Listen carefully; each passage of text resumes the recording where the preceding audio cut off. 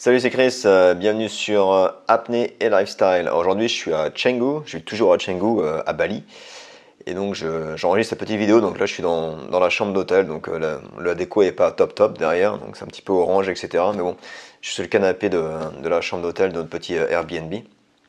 Et donc, aujourd'hui, je voulais faire cette vidéo de questions-réponses. Donc, je t'avais demandé il y a quelques semaines, depuis quelques semaines, je te demande de mettre des questions dans le formulaire si tu as des questions à me poser autour de l'apnée. Donc il y a plusieurs personnes qui m'ont répondu et du coup qui m'ont posé des questions intéressantes et du coup je vais te répondre à toutes ces questions dans cette vidéo aussi podcast. Je mets aussi le format audio sur la partie podcast. Donc voilà, donc n'hésite pas, si tu as d'autres questions après cette vidéo, n'hésite pas à mettre tes questions dans le formulaire que je te mets ci-dessous en description. Et j'essaierai de faire ça plus régulièrement, peut-être toutes les semaines, en fonction s'il y a des demandes ou pas. Ok, donc c'est parti. Première question de Nicolas. Donc Nicolas, salut Chris, pourrais-tu aborder la nutrition pour être en forme et pour l'apnée en particulier? Par exemple pour toi, quel est ton type d'alimentation, etc. Merci. Alors très bonne question Nicolas. C'est souvent une question qui revient régulièrement. Les gens qui s'entraînent beaucoup sur l'apnée ont beaucoup de questions par rapport à la nutrition. Alors c'est un sujet, il y a beaucoup de gens qui ont des idées un peu différentes sur le sujet, mais en général on dit que pour l'apnée il faut avoir une nutrition basée sur des aliments plutôt alcalins, pas trop acides, donc plutôt avoir une alimentation alcaline, éviter tous les produits acides. Alors ça veut pas dire qu'il faut plus manger d'aliments acides. Il faut quand même faire une balance au niveau de ton corps. On dit 80-20, en général 80% d'alimentation alcaline et 20% acide. Si tu manges trop de produits acides, déjà d'une, c'est pas bon pour ton corps, c'est pas bon pour ta santé. Et les problèmes de nutrition acide, tu vas avoir ton niveau d'énergie va être plus bas, tu vas être plus facilement malade aussi. Tu vas avoir plus de problèmes au niveau des congestions aussi, donc pour équaliser, pour compenser, tu risques d'avoir plus de problèmes au niveau des sinus, des blocages au niveau des sinus. Ça peut te créer du stress, ça peut te créer mal de tête. Au niveau de ta récupération risque d'être plus lente aussi au niveau de récupération musculaire et de créer des crampes, etc. Donc éviter trop de manger de nourriture acide. Donc les nourritures acides, ça va être par exemple le café, l'alcool évidemment, tous les produits junk food, McDonald's, pizza, etc. Tous les produits qui sont vachement processés, tous les produits qui sont préparés, les plats préparés, etc. Tu vas aussi, tout ce qui est viande animale, protéines animales en général c'est plutôt acide, ça dépend de quelle viande, mais en général c'est plutôt acide. Tout ce qui est produits laitiers aussi, produits laitiers, farine blanche, assez acide également. Donc pour les produits alcalins, tu vas plutôt retrouver tout ce qui est légumes et fruits, c'est alcalin, presque tous, pas tous, mais bon en général c'est assez alcalin. À noter que par exemple le citron, même si quand tu le bois, quand tu le sens, quand tu le manges, c'est assez acide, mais c'est un produit très alcalin en fait. Donc ça ne veut pas dire que si le produit tu le trouves acide, il est acide, il peut être aussi alcalin. Donc tous les produits alcalins, donc ça va être oui, donc les légumes, les fruits. Tu vas retrouver aussi tout ce qui va être cacahuètes, etc. Tout ce qui va être légumineuse, les bonnes huiles, la noix de coco, etc. Donc je ne vais pas te lister ici tous les produits alcalins et tous les produits acides. Ce que j'ai fait, c'est que j'ai créé une petite liste dans un fichier Excel, dans un fichier PDF. Je t'ai produit une petite liste, donc je t'ai mis le lien en dessous. Tu peux accéder et télécharger la liste des produits, des aliments alcalins et des aliments acides. Okay. Donc la base en fait en général, enfin pour moi en tous les cas, j'ai pas de nourriture spécifique pour l'apnée. J'essaie juste de manger sainement, je mange beaucoup de produits bio. Quand je peux, ça dépend où je me trouve.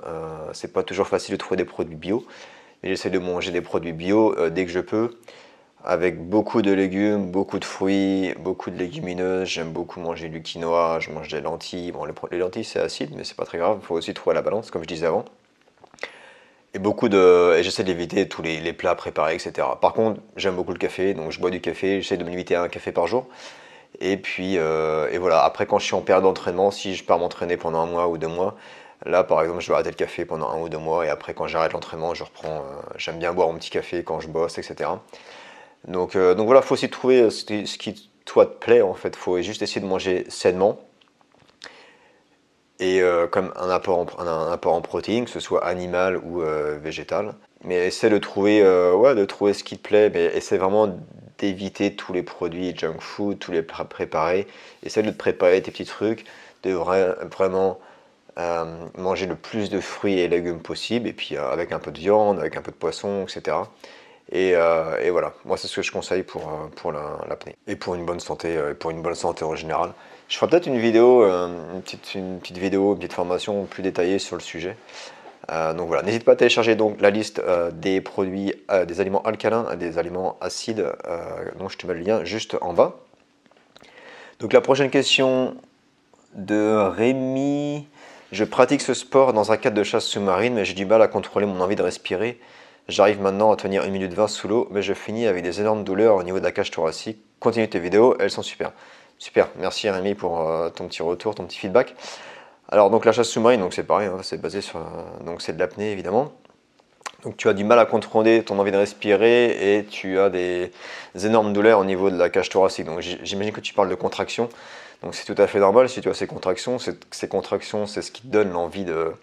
C'est ton cerveau qui envoie un signal à ton diaphragme, à ton corps en disant attention, tu as trop de CO2. Donc il essaye d'expulser ce CO2. Donc cette envie de respirer, c'est vraiment un trop plein de CO2, c'est pas un manque d'oxygène. Donc ça déjà, c'est le premier truc qu'il faut comprendre. Au niveau du CO2, au niveau de cette envie de respirer, cette urge to breathe, on appelle ça en français. Donc c'est tout à fait normal que tu aies des contractions. Il faut juste travailler avec ces contractions, t'entraîner avec ces contractions et s'habituer à ces contractions. Donc moi, ce que je te conseille de faire, d'une, c'est de travailler sur les étirements, sur la cage thoracique, sur le diaphragme, les étirements du diaphragme, l'Uddiyana Bandha. Donc j'avais fait 2 vidéos là-dessus. Donc je t'invite vraiment à aller voir ces vidéos. Ça va t'aider à être plus flexible, donc à mieux gérer ces contractions, à se sentir plus à l'aise quand tu as ces contractions, cette envie de respirer.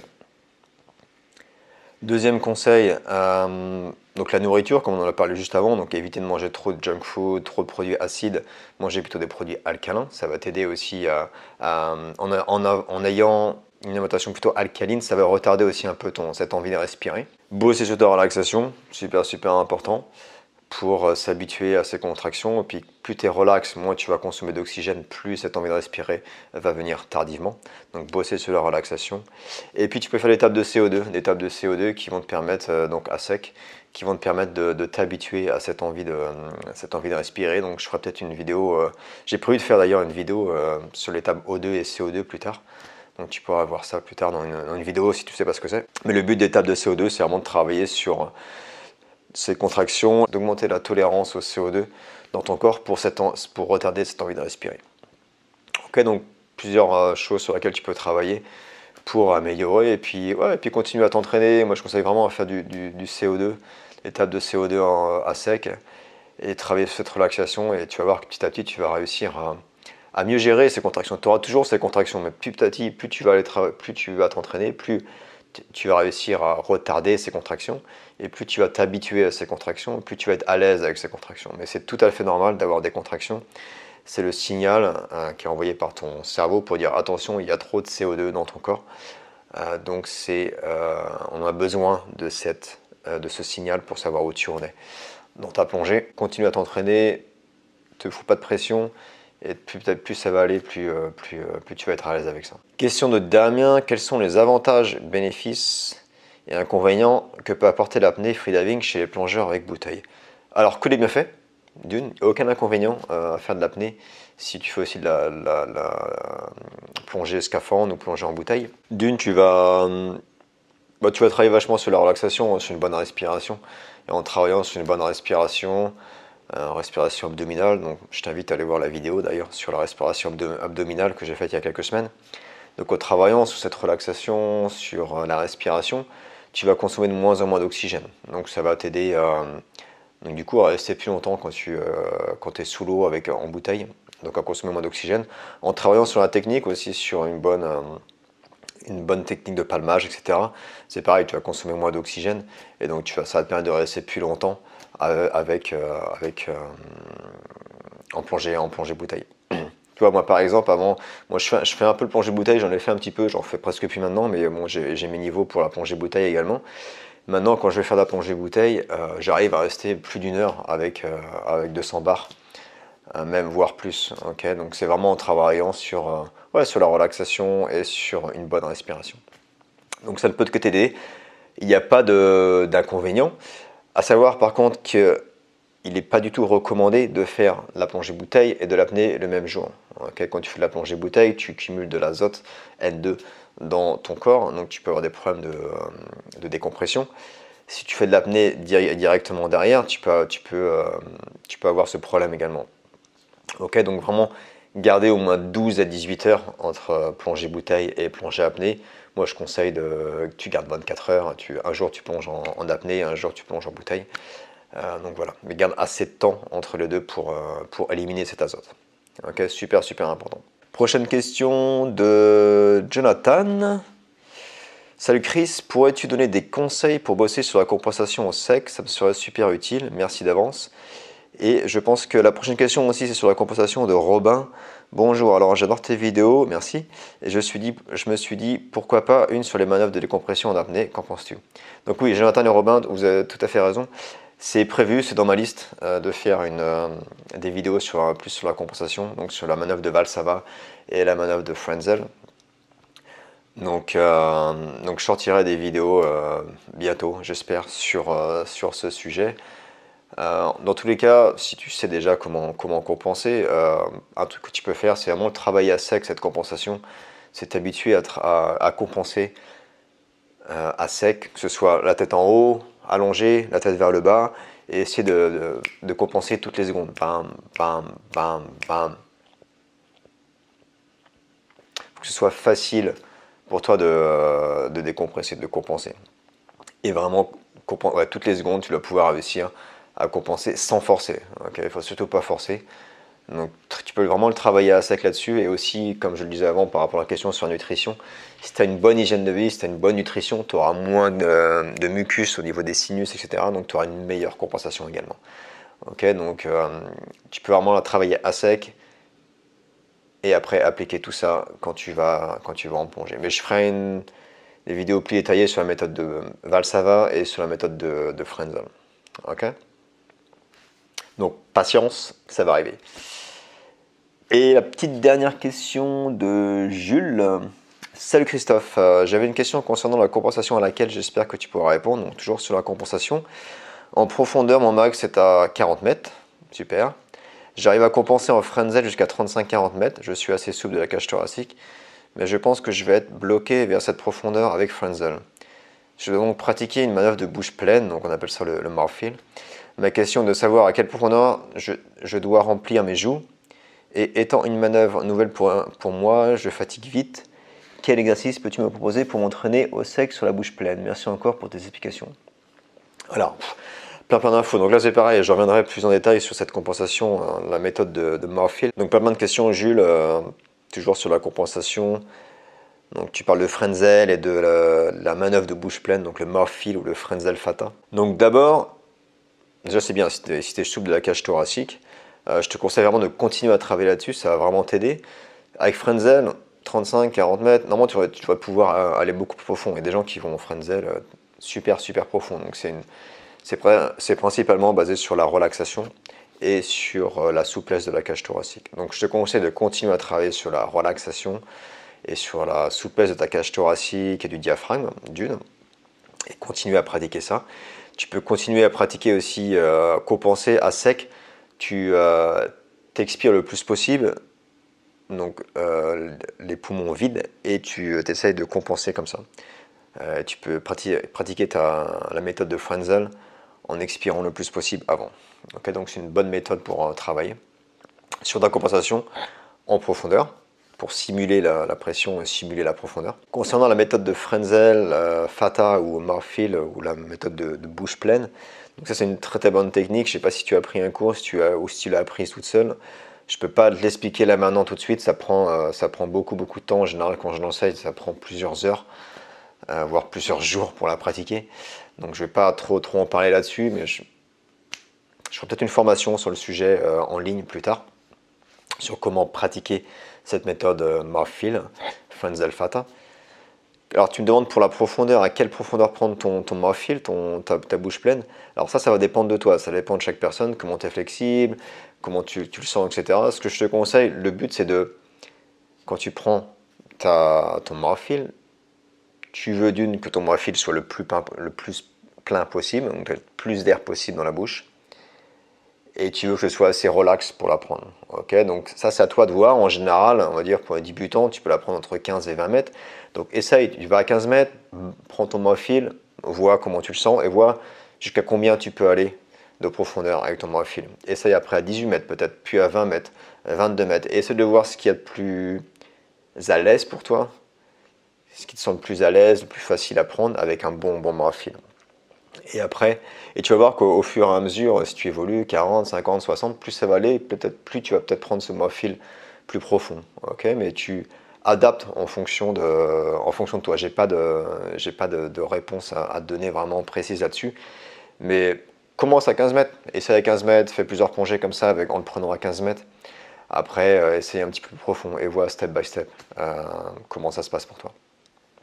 Et continue à travailler sur cette relaxation. Et pareil, donc ce mouthfeel, tu peux le travailler à sec. Tu le fais tête en haut, pratique, prends ton mouthfeel. Après, tu peux le faire en allongé, tu peux le faire la tête en bas, tu peux le faire en expirant le plus possible, en prenant ton mouthfeel. Donc voilà, pratique à sec et amuse-toi avec ça. Et plus tu vas le faire, plus ça va devenir à l'aise. Ça prend du temps, le mouthfeel en général. Ça prend beaucoup de temps pour pratiquer. Une fois que tu l'as, après, ça va passer de plus en plus, ça va être de plus en plus facile. Okay, mais c'est comme tout, c'est de la pratique, de la relaxation et de la souplesse au niveau de la cage thoracique. Voilà, j'espère que ça répond à ta question. Je ne peux pas rentrer trop dans le détail, mais je te donne déjà quelques astuces sur le sujet. Et je voulais juste répondre à une petite question de Julien qui m'avait posé sur YouTube. Donc j'aime bien, c'est sympa, c'est fou, n'empêche, comme quelques inspirations et expirations bien placées se ressentent aussi. Au fait, tu vis où précisément? Donc je voulais répondre à cette question. Je vis où? C'est une très bonne question. Donc j'ai vécu 3 ans en Indonésie avant. Et là j'étais parti sur New York pendant 1 an, pour des raisons personnelles. Et de New York, j'ai voyagé pas mal dans les Caraïbes. En ce moment, je suis en Indonésie pendant tout l'été. Je retourne à New York dans 2 semaines en fait. Et donc voilà, pour l'instant je bouge pas mal cette année depuis 1 an et demi. J'avoue que là je suis de retour en Indonésie, retour sur Bali, à Canggu. J'adore cette ville, j'adore l'ambiance. Donc on est en train de se poser la question, peut-être pourquoi pas rebouger sur l'Indonésie, ou alors peut-être retourner plus près de l'Europe. J'essaie de trouver un spot où je pourrais me poser et un bon spot pour faire de l'apnée également, et puis assez près de l'Europe tant qu'à faire, pour pouvoir rentrer facilement en France.